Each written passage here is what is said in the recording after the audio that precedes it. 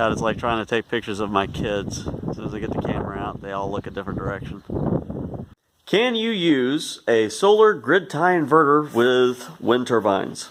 I asked that question a lot before I really got invested in any of this, and I got two answers. Two guys said, hey, that's what I'm doing, and it seems to be working okay. And then a whole boatload of other people said, that's not going to work. That's not how this works. I did it anyway. Honestly, I was going to do it whether I was told it was going to work anyway. So, here's what we got. I've got 3 turbines coming in.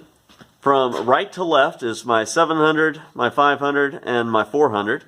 Now, this one over here, the 400 watt one, I've got the review already posted for that one. You guys can check it out in my other videos. I will have information for these up very soon. The power comes out of the rectifiers to that bank of lugs. My meters, outputs from the meters. It's down there. It's my battery lugs. My batteries are absolutely nothing special. Those 4 over there, actually from Walmart, they were the cheapest lawnmower batteries I could get. I think they were 20 bucks a piece. Those are old batteries from my Expedition and my old BMW. They were replaced because they couldn't start the cars anymore. But they hold a charge. I'm not using them for storage. I'm using them for voltage regulation. I'm just bouncing the voltage off of them before it goes back into the inverter. My inverter is a cheap 1000 watt solar grid tie inverter. You can find these things all over Amazon and eBay under 100 bucks. This inverter is intended to have solar panels tied directly to it. I went a different route. From this inverter, now just to focus on this inverter, all of these are supposed to have island protection. If you're doing this, make sure that whatever inverter you have has island protection and test it.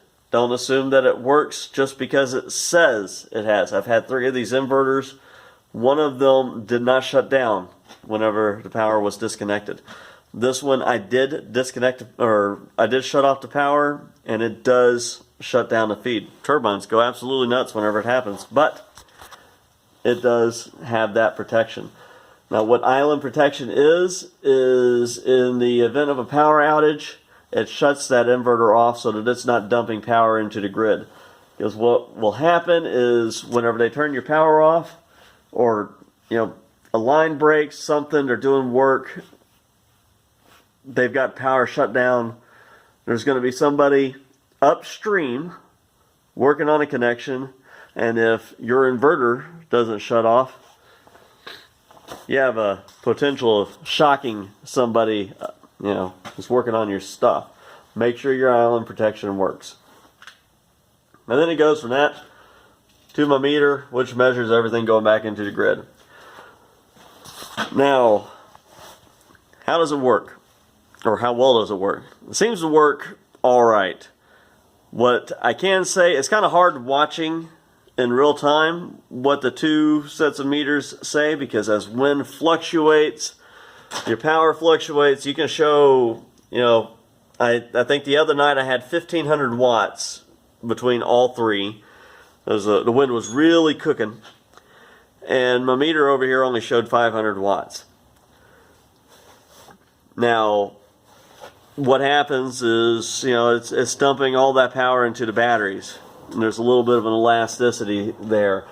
This grid tie inverter is actually really good at sensing what's in the batteries and how much current they can supply, and only taking what the batteries can consistently give. So the meters were both showing the same thing, but in the long run, whenever I had these both started at 0, my watt hours shown on my meter over here was really close to the watt hours that were shown on this meter. It was there was about a 10% loss between the batteries, the inverter, and this meter, which I think is acceptable for how much money is invested here. Now, I will point out that these meters I'm going to replace them with something else. The displays, I don't really care for them. You got to look at them just right. And there's a lag in the feed. Like whatever new information is still shown, there's still the old information in the background. And the colder they are, the the worse the effect is. Also, they only read up to 999 watt hours. After 999 watt hours, it resets. So you don't get to keep a track of kilowatt hours. Let's see here. Some other things that I've tried with this. Now, I've tried different voltages with all these turbines. And I have tried running the inverter directly off of the turbines. You know, no batteries at all. And what I got whenever I tried that was that if I had a good 15-mile-an-hour wind, the inverter worked great. It kept up with the turbine. It matched them pretty well. What would happen is whenever the wind would die, the turbines would come to a stop, and the inverter would reduce its load, and then the wind would pick up. The turbines would spool up way too fast because they didn't have any load on them. You get over 60 volts, this thing would error out and they'd never sync up again. I think that if I could find a grid tie inverter that would be able to accept up to 60 volts, that might work okay. And if I can find one, I'm going to try it. Have low expectations there. So I think that you definitely need to have batteries to help regulate that voltage and cushion things. Now, in the future, I'm going to have 2 more rectifiers up there, possibly a third somewhere else on the board. I do plan on adding 2 more of those 700 watt turbines to the system, and still playing with the smaller ones, but I want those 3 that actually produce some decent power all going. And let me see how the inverter holds up to that. I do plan on probably having to add another inverter to that spot there. And I'm going to set up a means of dump loading everything.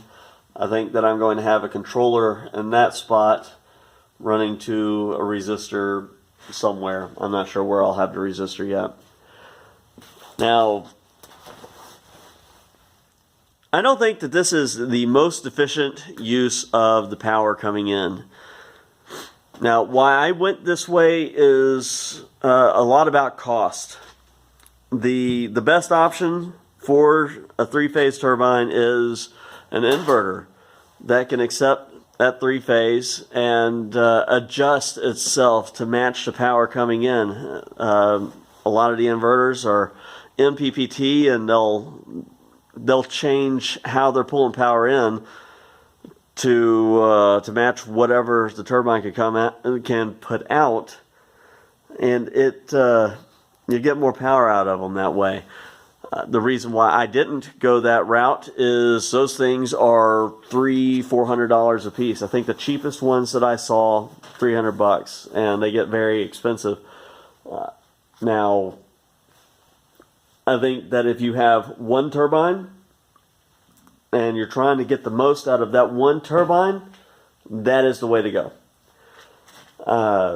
With what I'm doing, you'd have to have 1 per turbine. I'm going to have 5, 6, maybe more as I play with this stuff. So that's a huge investment for what's ultimately a toy, a hobby. So not the route I'm going. What's happening here, I think I'm getting close to maybe 90% of the power that they're kicking out into the grid. So it's working for me so far. And I can add to it as needed. So if you guys got any questions, you want to see me try something different, anything like that, please let me know. I'm interested in feedback. All right. Thank you.